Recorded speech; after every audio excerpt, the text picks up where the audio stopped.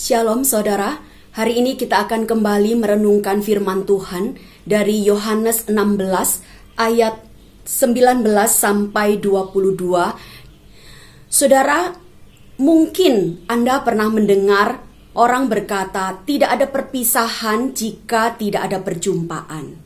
Atau juga ada waktunya berjumpa, ada waktunya berpisah.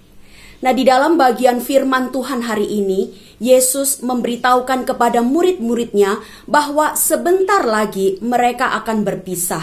Namun murid-murid tidak memahami apa makna kata sebentar lagi itu. Saudara, saya akan membacakan di dalam bagian ayat 18 sampai 22, demikian firman Tuhan.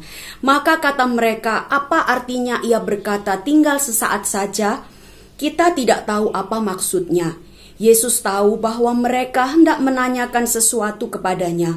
Lalu ia berkata kepada mereka, adakah kamu membicarakan seorang dengan yang lain apa yang kukatakan tadi? Yaitu tinggal sesaat saja dan kamu tidak melihat aku, dan tinggal sesaat saja pula kamu akan melihat aku. Aku berkata kepadamu, sesungguhnya kamu akan menangis dan meratap, tetapi dunia akan bergembira. Kamu akan berduka cita, tetapi duka citamu akan berubah menjadi sukacita.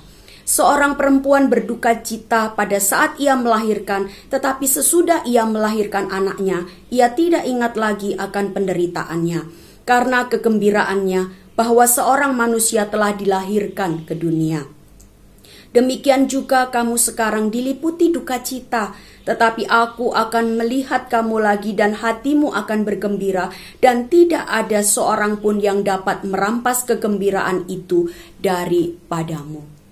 Saudara, pernyataan Yesus ini merupakan masa antara kematian dan juga kebangkitannya. Sebentar lagi murid-murid akan berpisah dengan Yesus.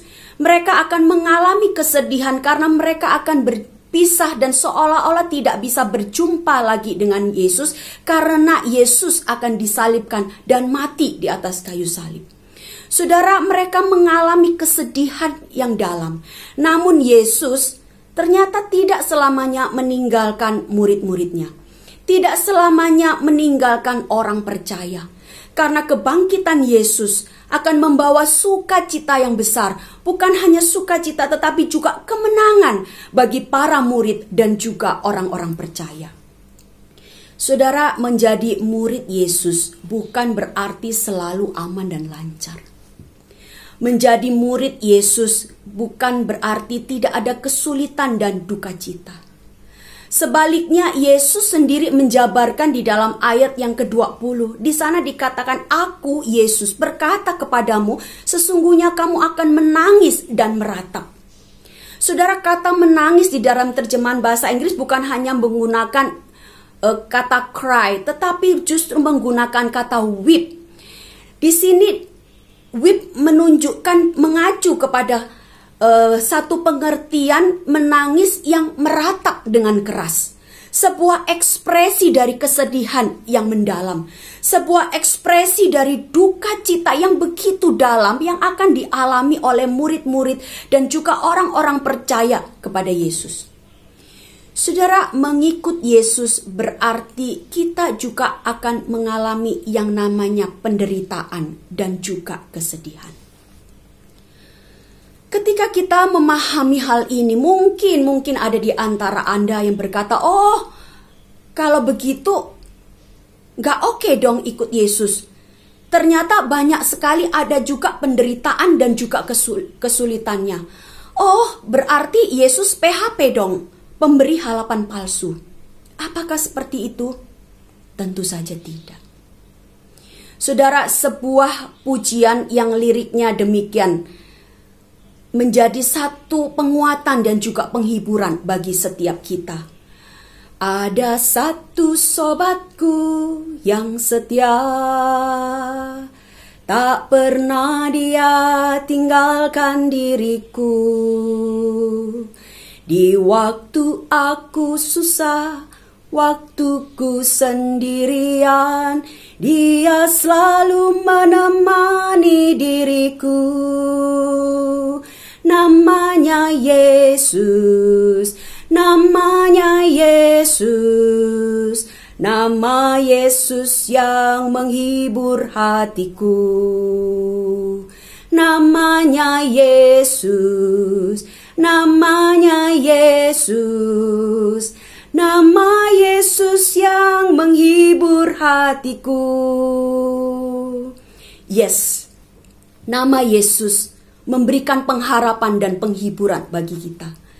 Nama Yesus menjadi pengharapan besar dan sukacita besar bagi kita. Karena apa? Karena ketika kita mengalami penderitaan, ketika kita mengalami pergumulan, ketika kita menangis dengan keras, dengan beban hidup yang begitu dalam, Dia tidak pernah meninggalkan kita sendiri. Yesus hadir di dalam hidup Anda dan juga saya. Dan itu ditegaskan sendiri oleh Yesus di ayat yang ke-22 dikatakan, tetapi aku akan melihat kamu lagi dan hatimu akan bergembira dan tidak ada seorang pun yang dapat merampas kegembiraanmu daripadaku. Saudara, ini adalah sebuah janji yang Yesus katakan. Saat kita tidak lagi melihat Yesus pada saat ini, bukan berarti Yesus tidak ada. Bukan berarti Dia meninggalkan kita. Bukan berarti Dia membiarkan kita berjuang sendiri di dalam pergumulan dan juga penderitaan serta kerasnya kehidupan.